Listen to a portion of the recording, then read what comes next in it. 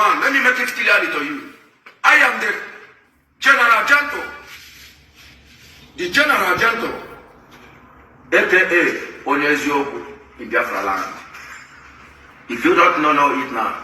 And I am under the commander in control of the chief of armed forces in Biafra nation, being Triple General Botozo. That is whom I am. Because I want you to understand this.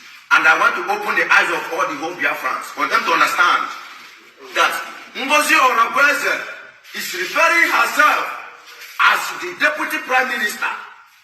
Who does that? Who does that? The prime minister himself have never made it known to everyone that he has deputy, and his deputy is Ngozi Oronobese. Let the Biafrans understand this. Let me come and speak out. That is why I am here today, and I must speak out today. Ngozi Oronobese is not the deputy prime minister, and she can never be. Lie, she can never be. The reason of saying this is this. Since Simon Ekpa has a problem, since Simon Ekpa is in the custody of the Finland government, Ngozi Oronobese, what have you done to the men on ground? It's a question that I have to ask you. Ngozi Oronobese and the defense minister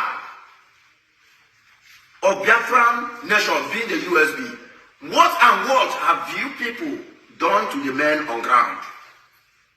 Please let Biafrans understand this. Since Simon Ekpa is in the custody of the Finland government, I want to make it openly.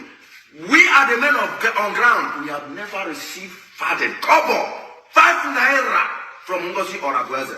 Then my question goes like this. Ngozi Oronobese, all those fundraising, where are you channeling all those fundraising with the defense minister?